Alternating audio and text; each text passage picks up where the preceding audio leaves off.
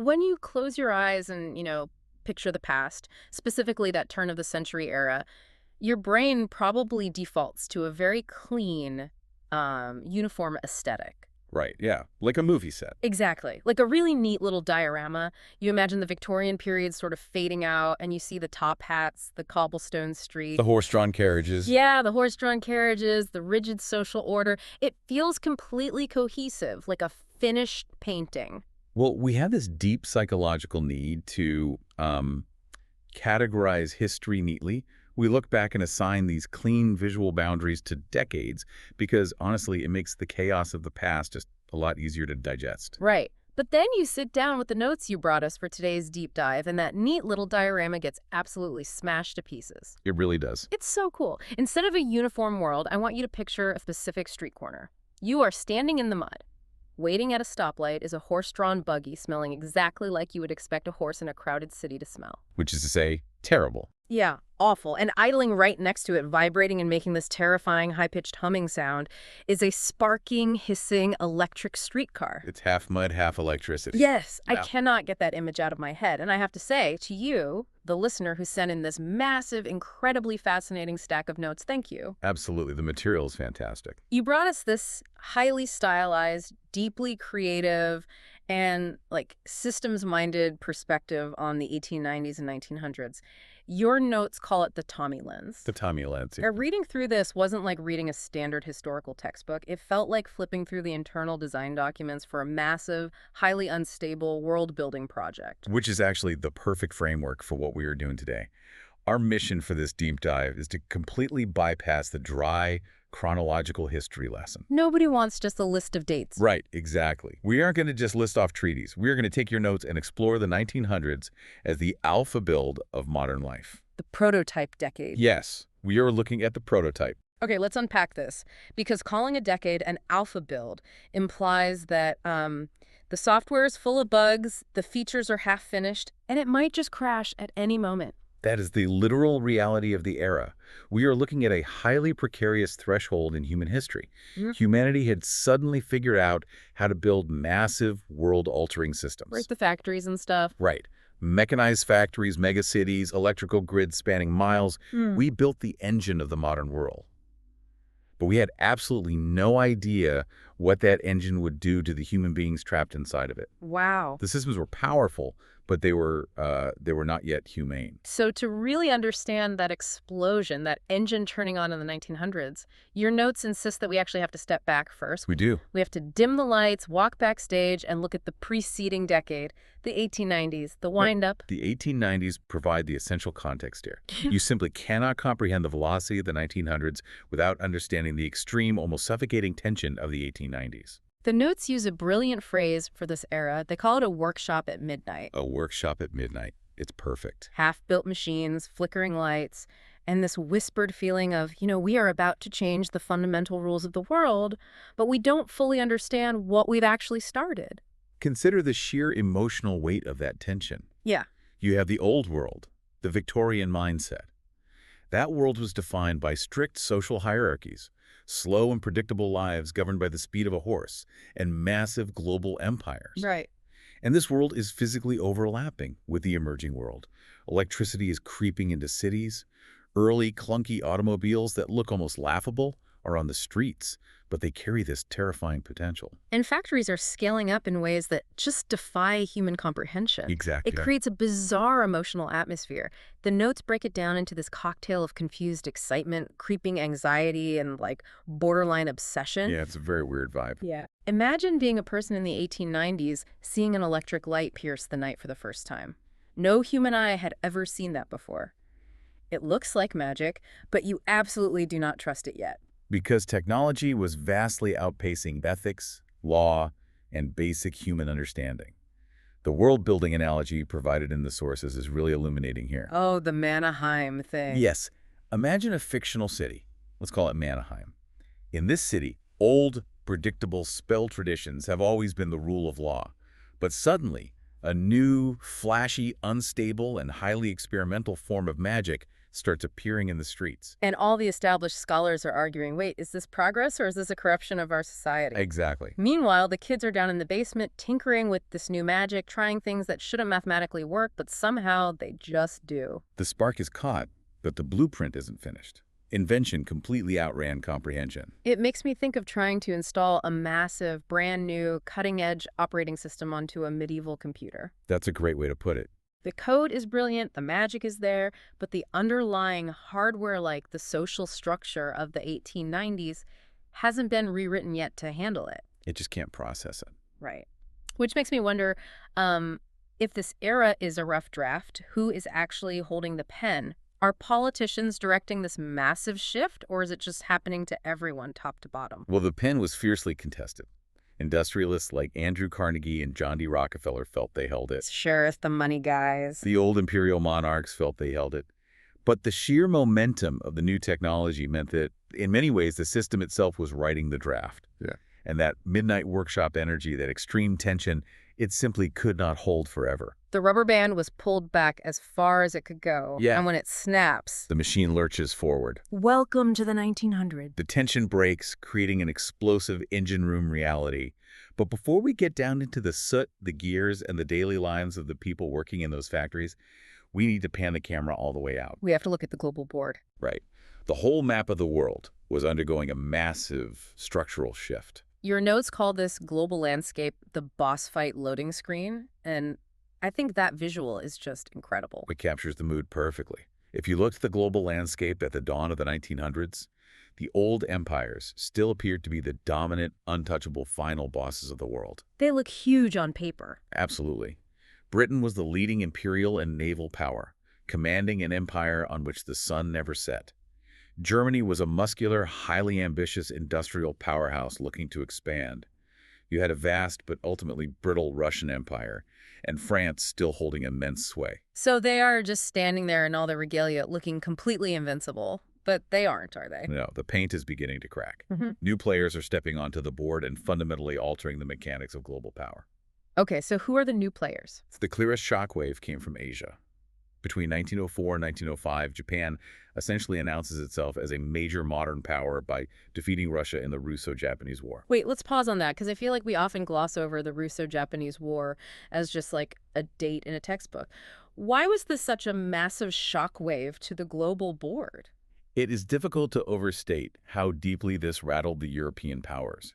At the time, the prevailing, frankly, deeply racist assumption in Europe was that a Western white imperial power like Russia could not possibly be defeated by an Asian nation. Wow, okay. But Japan had spent the previous decades rapidly and aggressively modernizing its industry and military.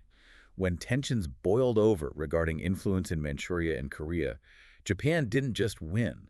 They completely decimated the Russian fleet at the Battle of Tsushima. They sank the fleet. Annihilated it. Russia had sailed its Baltic fleet halfway around the world, which was this grueling journey taking months, only for the Japanese Navy to essentially wipe them out in a matter of hours. In hours. That is insane. And when the war ended with the Treaty of Portsmouth, which, fascinatingly, was negotiated by Theodore Roosevelt, it proved that the old hierarchy of the world was no longer set in stone.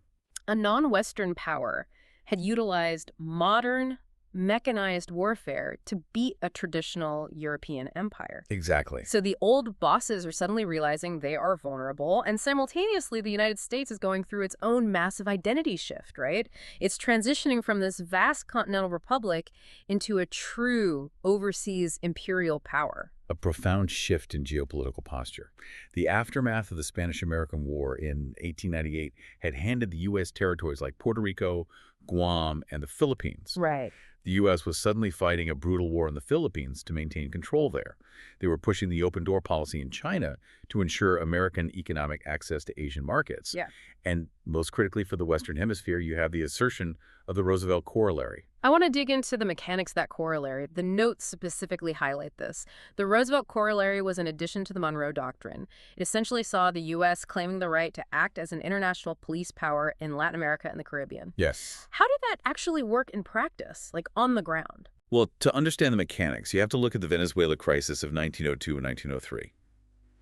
Venezuela had defaulted on massive debts owed to European nations, Britain, Germany, and Italy. Okay. In response, those European powers literally sent gunboats to blockade the Venezuelan coast and shell their ports to force repayment. Wait, so European empires are bringing their warships directly into the Americas to collect debts. Precisely the kind of European interference the Monroe Doctrine was supposed to prevent. Theodore Roosevelt looks at this and realizes that if the U.S. doesn't want European militaries in its backyard, the U.S. has to ensure those Latin American nations pay their debts and maintain stability. I see. So the corollary stated that in cases of, quote, flagrant and chronic wrongdoing by a Latin American nation, the United States would intervene preemptively. Meaning the U.S. would go in, take over the customs houses of those countries, collect the tariffs, and pay off the European powers to keep them away.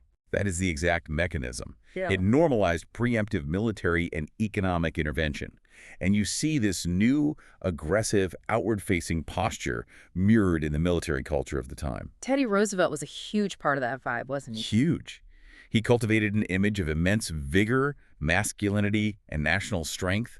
He famously sent the Great White Fleet, a massive armada of U.S. Navy battleships painted glaring white, on a 14-month voyage around the entire globe, simply to demonstrate American naval power. Just a massive flex. A global flex. Yeah. Military power carried a very specific kind of cultural prestige. But looking at that boss fight loading screen metaphor, if I am an average person living in this era, like a guy working in a slaughterhouse in Chicago or a family running a small farm in Ohio, does any of this global maneuvering actually impact my daily life? That's a great question. Or is the world just a map covered in messy blueprints that politicians are arguing over? Because your notes suggest that for average civilians, this militarism was felt more through taxes and patriotic language than through actual lived experience. That is a crucial distinction to make.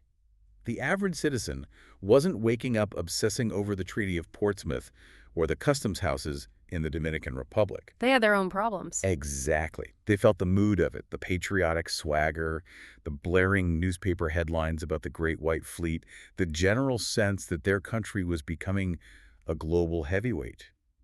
But it wasn't the totalizing, all-consuming, draft-driven military culture that would arrive later during the World Wars. It's more like a background hum of power. A background hum. Because while that was happening, the most immediate visceral changes, the forces that actually dictated how a person lived, breathed, ate, and worked, were happening domestically. Right in the engine room. Right in the engine room of American politics and economics. So while Roosevelt is flexing this new American muscle abroad, the way he actually got the power to do so in the first place is a story of intense domestic shock. It really is. The 1900s in the U.S. kicks off with violence, the assassination of President William McKinley in 1901. McKinley was attending the Pan American Exposition in Buffalo, New York, marveling at the new electrical displays, when he was shot by Leon Czolgosz, an anarchist. Right. That act of violence catapults Theodore Roosevelt, who was the vice president, into the highest office. And Roosevelt truly becomes the defining political personality of the era. He introduces what he calls the square deal. But the notes emphasize this wasn't some radical attempt to destroy capitalism. Far from it. Roosevelt was a patrician. He was a wealthy man who believed fundamentally in the capitalist system. But he saw that the unprecedented scale of corporate monopolies, the massive trusts controlling oil, steel, and railroads, were destabilizing society. They were just getting too big. Too big and too powerful. The square deal was a balancing act.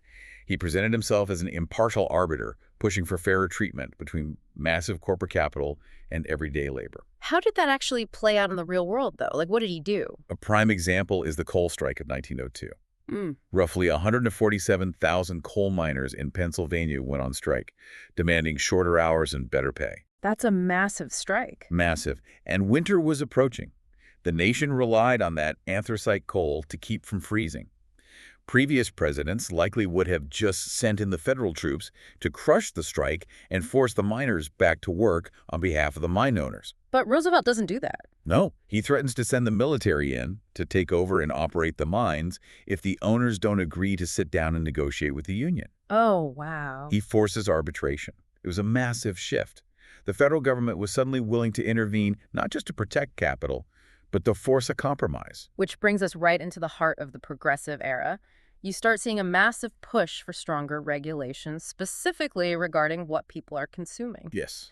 One of the biggest milestones in the notes is the Pure Food and Drug Act of 1906. We have to understand the sheer terror that drove that legislation. Terror. Absolutely. As cities expanded and supply chains grew massive and anonymous, people were completely disconnected from where their food came from. Oh, right. You aren't buying from the local farmer anymore. Exactly. The public was eating out of cans and slaughterhouses hundreds of miles away, and the industry was entirely unregulated. Because they were using insane chemicals just to keep things looking fresh, right? I read some of the details in the notes and my stomach turned. It was horrific. They were using formaldehyde to keep milk from spoiling. Formaldehyde, the stuff for dead bodies. Yes.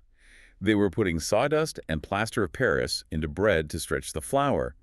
And of course, there was the meat packing industry. Oh, Upton Sinclair. Right. Sinclair publishes The Jungle in 1906, intending to highlight the brutal working conditions of immigrants in Chicago. But what the public latched onto was the horrific descriptions of the meat itself. Diseased animals. Diseased animals, rats, and even human body parts falling into the grinding vats and being sold as sausage. Wait, human body parts? Like workers falling in? Yes, workers who suffered accidents in the plant. The machinery didn't stop. That is just, wow. People were reading this over breakfast and realizing they were basically being poisoned by the machine. And this brings up a fascinating dynamic from the notes, the paradox of trust. People are demanding that the government step in and pass laws like the Pure Food and Drug Act, but they are doing it while fundamentally distrusting the government. It's a huge paradox. The public did not view Washington politicians as pure or noble saviors. They viewed the government as deeply corrupt, heavily influenced by the very monopolies that were poisoning them. So why ask them for help? Because they saw the government as the only tool large enough to build guardrails against corporate power. They had to pressure a corrupt system to regulate an abusive system. And that pressure came heavily from the media, right? Muckraking journalism. Journalists like Ida Tarbell, who meticulously dismantled the business practices of Standard Oil, and Lincoln Steffens, who exposed municipal corruption in the cities. They wielded immense, tangible political power because they were providing the public with the raw data of the machine's human cost. And what happens when that machine hits a wall? Your notes point to the Panic of 1907 as a pivotal moment. The economy crashes, and it proves that modern capitalism had achieved this unbelievable gargantuan scale, but it had zero reliable brakes? Zero brakes. How does the Panic of 1907 actually happen? The mechanics of the Panic of 1907 are a perfect illustration of the era's precariousness. It started with a failed attempt to corner the copper market. A man named F. Augustus Heinz tried to engineer a short squeeze on the stock of the United Copper Company. Okay. He failed spectacularly, and his brokerage firm collapsed. Okay, a guy makes a bad bet on copper. Why does that crash the global economy? Because Heinz had deep ties to several banks and trust companies in New York, specifically the Knickerbocker Trust Company, one of the largest in the city. When word got out that Knickerbocker might be exposed to Heinz's massive losses, panic set in. Depositors rushed the bank to pull their money out. Ah, a classic bank run. A massive bank run. And here's the terrifying part. The United States had no central bank at this time. Wait, really? No Federal Reserve? No Federal Reserve. It didn't exist yet. The banking system was so fragile, so entirely dependent on psychological confidence, that the collapse of the Knickerbocker Trust sent a ripple effect through the entire nation. Regional banks started pulling their reserves out of New York, the stock market plummeted, and businesses suddenly couldn't get credit to meet payroll. Livelihoods were being wiped out overnight. Overnight. So if there's no central bank, who stops the bleeding? One man. J.P. Morgan. The banker. Yes. He was the most powerful financier in the country. He literally locks the most prominent bankers of New York in his private library. Wait, he actually locked the door? He locked the doors and refused to let them leave until they agreed to pledge millions of their own dollars to prop up the failing institutions and stop the contagion. That is deeply unsettling. The entire national economy was saved from total ruin because one really rich guy locked some other rich guys in a room and forced a bailout. It exposed the structural void at the center of the American economy. It proved that the system was too massive to rely on the whims of individuals, which eventually led to the creation of the Federal Reserve a few years later. That makes total sense. But any attempt to build structural guardrails, whether in banking or food safety or labor, was fiercely legally fought against. The establishment was deeply resistant to slowing down the machine. Just look at the Supreme Court case, Lochner v. New York, in 1905. I saw this in the notes, but I need you to break down the legal gymnastics here. New York passes a law, the Bake Shop Act, saying that bakers cannot work more than 10 hours a day or 60 hours a week. Why would the Supreme Court strike that down? Well, to understand the ruling, you have to understand the horrific conditions of the bake shops. These were often located in tenement basements. Basement bakeries. Yeah, they were sweltering, routinely over 100 degrees, filled with airborne flour dust that ruined the lungs. Bakers were often required to sleep on their workbenches. That's awful. So, the state of New York passes the law purely as a public health and safety measure. A bakery owner named Joseph Lochner is fined for making an employee work more than 60 hours, and he appeals it all the way to the Supreme Court. And how on earth does the court justify making people work unlimited hours in a basement oven? They utilize a concept called substantive due process, specifically interpreting the 14th Amendment. Wait, wasn't the 14th Amendment passed after the Civil War to protect the civil rights of freed slaves? How does that relate to a guy baking bread in New York? That is the exact tension. The court argued that the 14th Amendment's clause stating that no state shall deprive any person of life, liberty, or property without due process of law included a fundamental liberty of contract. Liberty of contract. Yes. They ruled that the state of New York had no right to interfere with the right of a worker to sell their labor and the right of an employer to purchase it, on whatever terms they mutually agreed upon. That's wild. They weaponized a civil rights amendment to protect corporate contracts.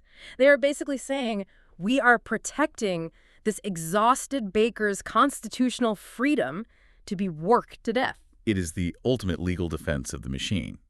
The court viewed the baker and the bakery owner as equal parties negotiating a contract, completely ignoring the massive power imbalance between a destitute immigrant desperate for wages and an employer dictating terms. It's just such a massive contradiction. Society is completely obsessed with industrial efficiency and maximum output, but simultaneously, the public is terrified of the monopolies doing the producing. It's a very messy paradox. It's exactly like building a cutting-edge race car, bragging endlessly about the horsepower of the engine, and only realizing at 100 miles per hour that you completely forgot to invent the brakes. And this lack of brakes physically crushed people. It forced millions of human beings into entirely new ways of living, which leads us directly into what your notes brilliantly categorize as the Great Compression Machine, the cities.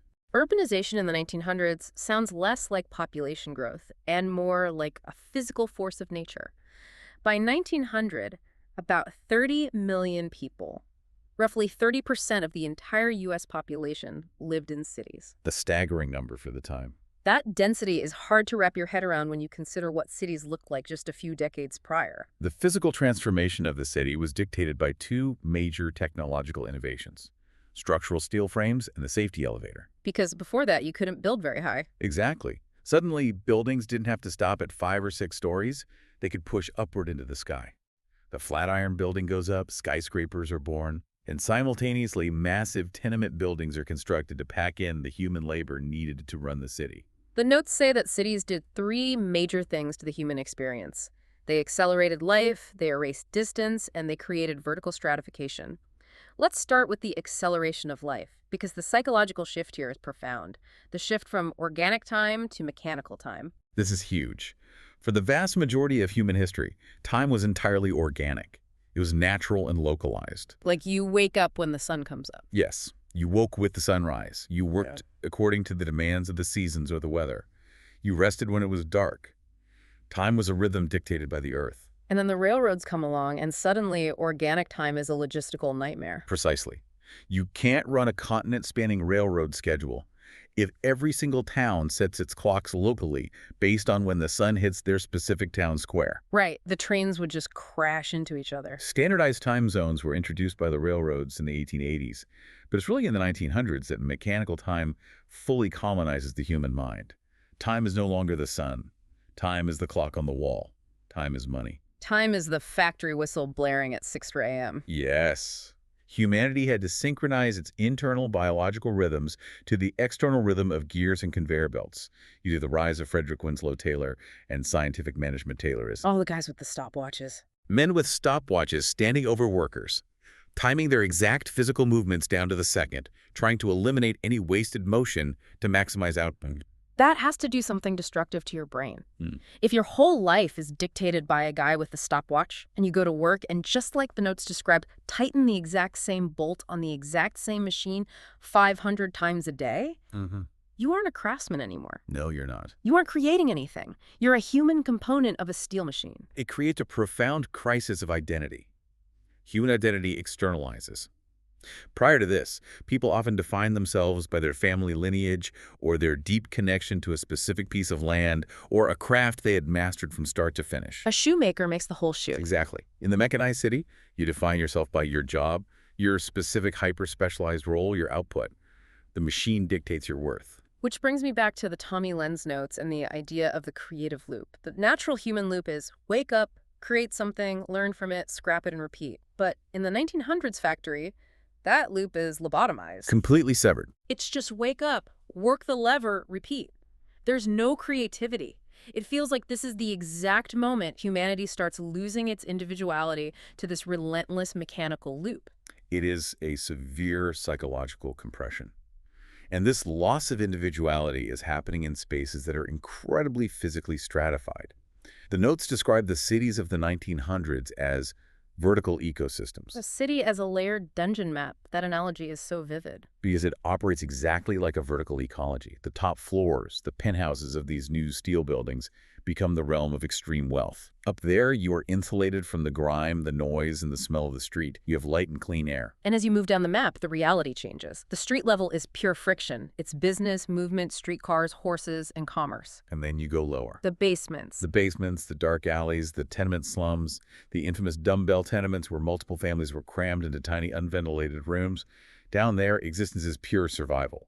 Disease runs rampant. Light is a luxury. It's the exact same geographic space, the same latitude and longitude, but it yields a completely different, almost alien reality depending entirely on where you spawn in that vertical map. Right. You could be living a life of absolute luxury, sipping imported wine 50 feet above a family that is quite literally dying of tuberculosis in a damp basement. And the unavoidable consequence of this compression is that it forced wildly different types of people into immediate, unavoidable physical proximity. You have the wealthy elite, brushing past massive influxes of immigrants, clashing with struggling laborers, and observing the intense poverty of the slums. It's just people stacked on top of each other. It fundamentally challenged what society considered normal, and it put incredible tearing stress on the social fabric. If the social fabric is tearing, how do the people actually living through this manage the strain? Let's look at the actual demographics, because the contrast here is jarring. On one hand, you have the mainstream idealized version of America.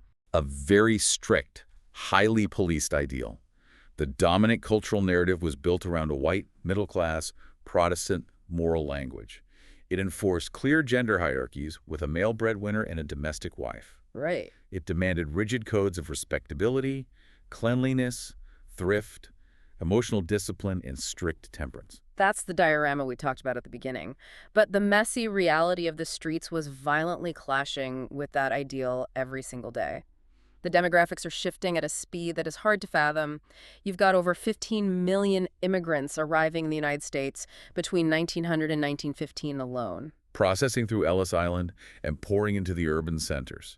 They're driven by massive push and pull factors, poverty and persecution in Eastern and Southern Europe pushing them out, the massive demand for cheap industrial labor pulling them in. So the cities are getting flooded with new cultures. Yes. They bring different languages, different religions, predominantly Catholicism and Judaism, and entirely different cultural rhythms, which terrifies the old Protestant establishment. And the gender dynamics are cracking too.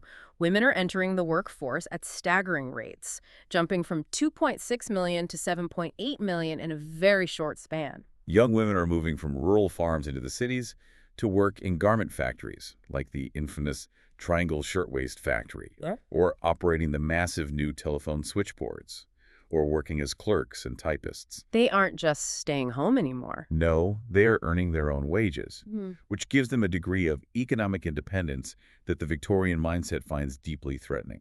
And we have to impartially recognize the profound contradictions embedded in all this progress. You have this massive expansion of industrial wealth, reform movements, and technological marvels happening at the exact same time as deep, legally entrenched racial injustice. It is a decade defined by extreme racial oppression. The Supreme Court's ruling in Plessy v. Ferguson in 1896 had legally established the separate but equal doctrine. Throughout the 1900s, Jim Crow laws were aggressively restructuring public life in the South, segregating trains, schools, and eventually entire neighborhoods.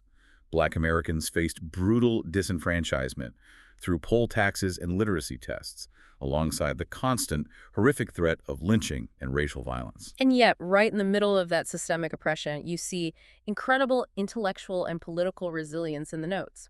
This is the era of the Niagara Movement, led by W.E.B. Du Bois, demanding full civil and political rights, which lays the foundation for the NAACP in 1909. The friction is everywhere. The old rules simply cannot contain the new reality.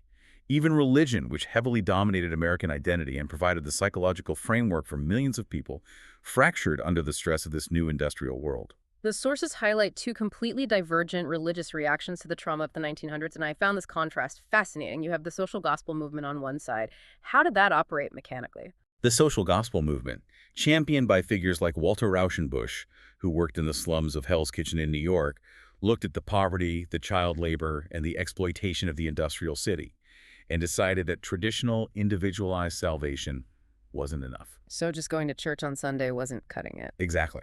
They believed that Christianity demanded systemic social reform.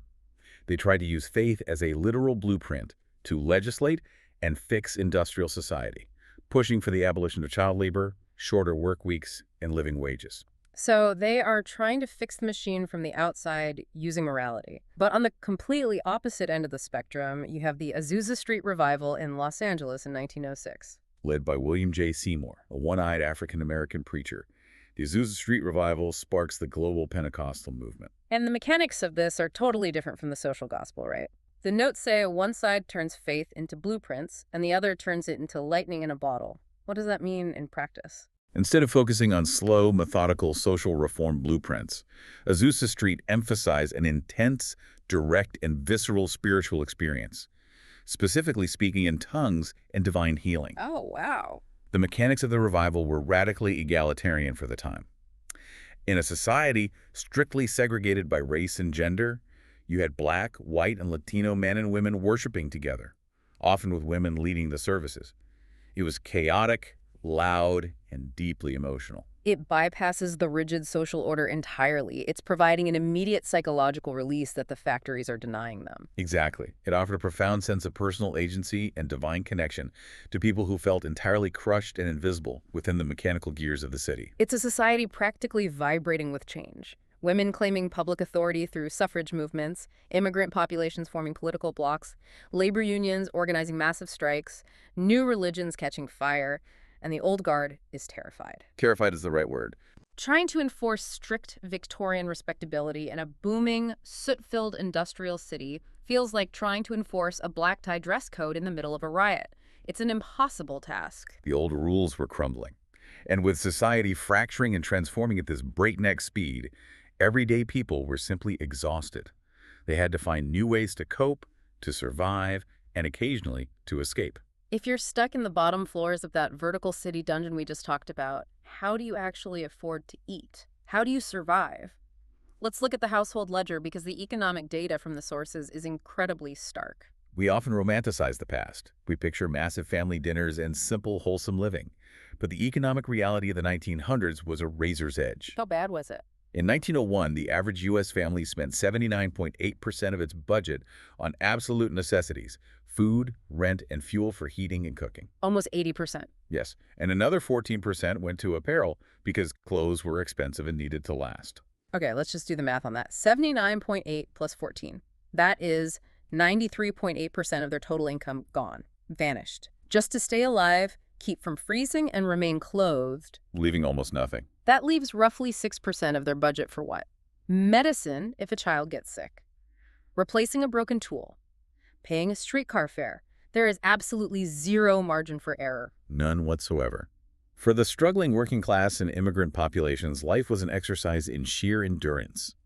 Financial stress meant that a single layoff, a minor injury at the factory, or one bout of illness was an immediate catastrophic crisis that could result in starvation or eviction. You twist your ankle and your family goes hungry. Exactly. They survived through immense communal effort, mutual aid societies, stretching leftovers, taking in boarders to help pay the rent. Meat was often a precious luxury used to flavor a massive pot of beans or potatoes, not a daily staple. And they were working incredibly hard physical jobs. The caloric needs of a laborer working 12 hours in a steel mill were massive, and meeting those needs was a constant, exhausting math problem for the household. And meanwhile, the upper class is living a completely different reality. Entirely detached.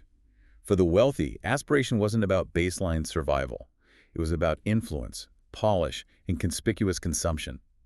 They had armies of servants, imported ingredients, and the insulation to view new technologies like the automobile as fun, exhilarating status markers rather than disruptive, noisy threats in the street. And the middle class. The middle class was caught squarely in between, obsessively managing that tight 6% margin to maintain an outward appearance of respectability, terrified of falling into the working class reality below them. So we have a society with 94% of its income tied up in basic survival. How does a society with virtually no disposable income manage to birth modern mass entertainment? Because the 1900s is the decade of Nickelodeons, of mass newspaper readership, of professional sports becoming an obsession. It seems economically contradictory. But the sources reveal that entertainment wasn't viewed as a luxury or casual leisure. It was a psychological necessity. It was a release valve. A release. Take music, for example.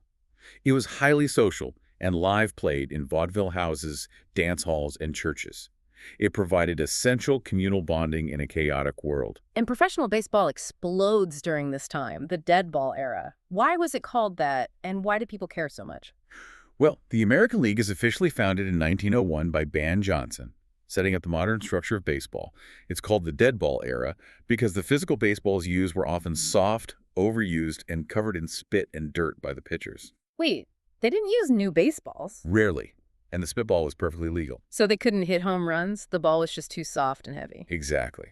The game was defined by speed, bunting, stolen bases, and aggressive strategy. Players like Ty Cobb personified this brutal, highly tactical style of play. Interesting. But more importantly, baseball tied deeply into local urban identity. It gave the massive, disparate populations of a city a common banner to rally behind. It was a cheap way to feel a sense of victory when your daily life felt like a series of defeats. That makes a lot of sense. And then you have the birth of film, the Nickelodeons. A profound technological and cultural shift. For a single nickel a price, even a struggling laborer might scrape together. You could walk out of the freezing rain, step into a dark room with your community, and experience a shared, moving dream. We're talking about early silent films, right? Like The Great Train Robbery in 1903. Yes, roughly 12 minutes long, but it blew people's minds. It established narrative editing and action on screen. Entertainment was a necessary escape from a world that suddenly felt exhausting, loud, and alien. And the streets felt alien largely because of the bizarre, unprecedented technologies physically occupying the space. Which brings us right into the heart of the Tommy lens, the physical aesthetic of the decade, the prototype era, the glitchy, mixed reality. I feel like this is the biggest historical misconception about the 1900s. It absolutely is. When we think of the 1900s, we tend to focus exclusively on the massive, triumphant breakthroughs. We think of the Wright brothers achieving powered flight at Kitty Hawk in 1903. 12 seconds that changed the world forever. Orville Wright laying on his stomach on a canvas and wood wing, managing to stay in the air for 120 feet. A monumental achievement. Yeah. But people at the time didn't read about the Wright brothers and suddenly wake up the next morning in a sleek, futuristic Jetsons world of flying cars and clean energy. Yeah. The reality on the ground was chaotic, dirty, and uneven. It's the visual of the inventor's notebook from your notes. It's not polished steel and clean glass. The notebook has soot and oily fingerprints all over the pages. The cutting edge is grimy. It's raw. Electric lighting and telephones were spreading, but very unevenly, creating webs of wires blocking out the sky in some blocks while the next street over was lit by flickering gas lamps. Cars were emerging, but they were strange, unreliable, deafening novelties that frequently broke down and terrified the horses. The mixing of the assets. You had horse-drawn carriages, early gas-powered internal combustion cars, and massive electric trolleys all competing for space on the exact same poorly paved streets. It was madness. Traffic laws barely existed. The sensory overload must have been insane. Imagine the auditory and olfactory assault. The sharp, metallic clanging of the streetcar bells, the backfiring of unregulated early car engines, the shouting of teamsters, and the constant, inescapable smell of horse manure mixing with the sharp chemical tang of raw gas exhaust and coal smoke. It was overwhelming. I just keep coming back to this idea of an open-world video game where half the visual assets haven't loaded correctly yet. You're walking down the street, and the 18th century horse and buggy asset is rendering right next to the sparking 20th century electric streetcar asset. It's totally glitchy. That mixed, unstable reality is the defining aesthetic of the 1900s. It's the thrill of the prototype humming on the workbench, but the workbench is the entire society. And living inside this high-stakes prototype had a severe, measurable psychological impact on the people actually experiencing it. Let's talk about that psychological toll. The notes break down the emotional tone of this machine age by analyzing 4 different perspectives. 4 generations trapped inside the prototype. Let's walk through them. First, the child. The child of the 1900s is overstimulated by the noise and speed of the city. But more tragically, their childhood is abruptly shortened. Their natural imagination is immediately put into competition with intense economic responsibility. Because they have to work to help the family survive that 94% budget crunch. Exactly. These are the newsboys hawking papers on dangerous street corners. These are the breaker boys in the coal mines of Pennsylvania, sitting for hours picking slate out of the coal until their fingers bleed. Ugh, that's so sad. These are young girls in the textile mills. The machine demands cheap, small hands, and it devours their youth. They don't get to play, they have to survive. And then you have the teenager. For the teenager, the concept of identity is radically different than it is today. Today, teenage years are viewed as a time of self-expression and discovery.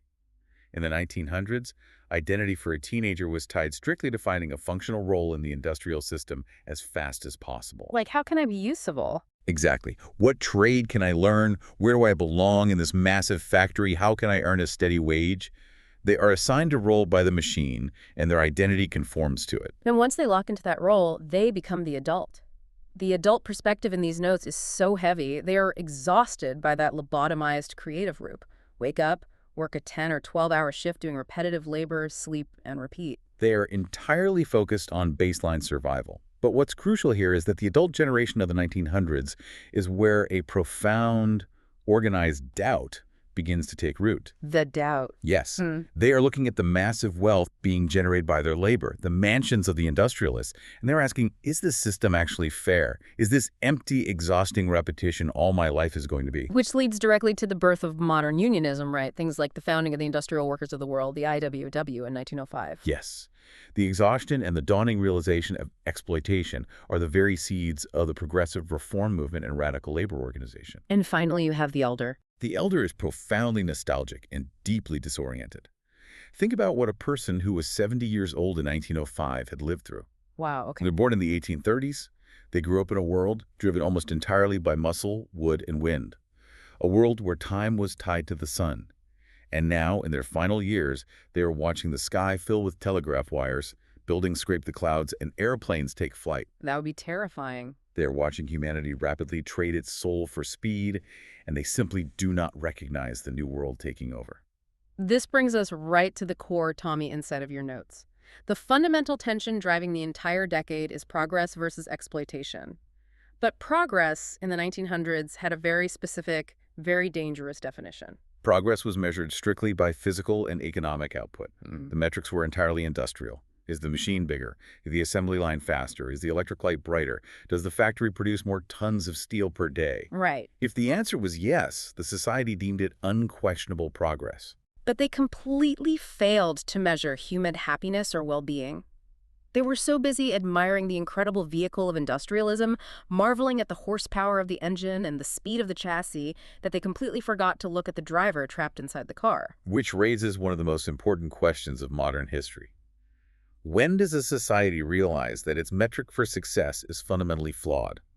The 1900s marks the exact moment when the fundamental question of society begins to shift. The shift. It moves slowly from how do we build more and build faster to the dawning, incredibly uncomfortable realization of what is this relentless progress actually costing us in human terms.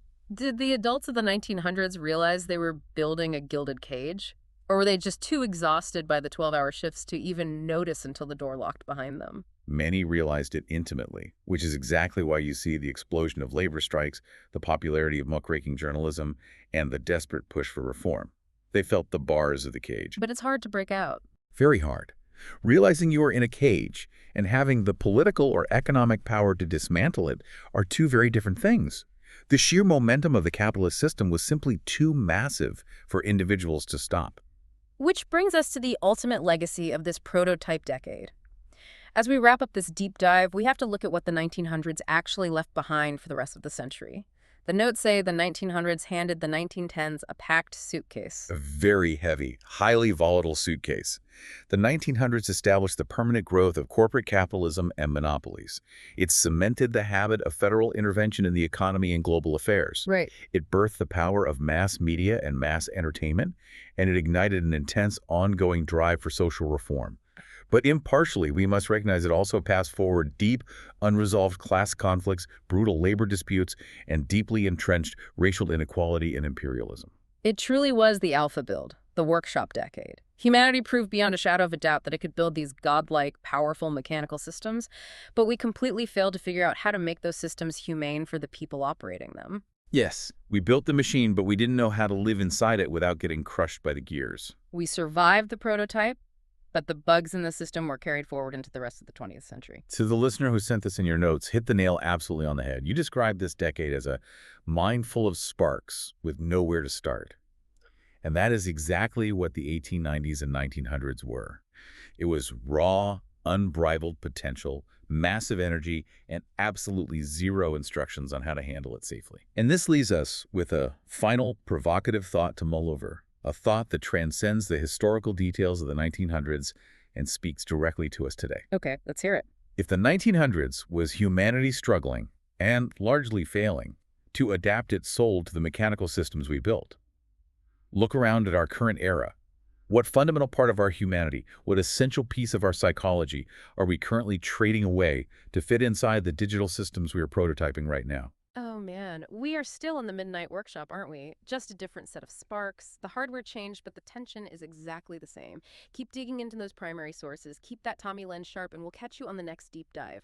The next time you walk down a city street, remember that corner mud on your boots, an electric hum in the air, and the whole world holding its breath, waiting for the light to change.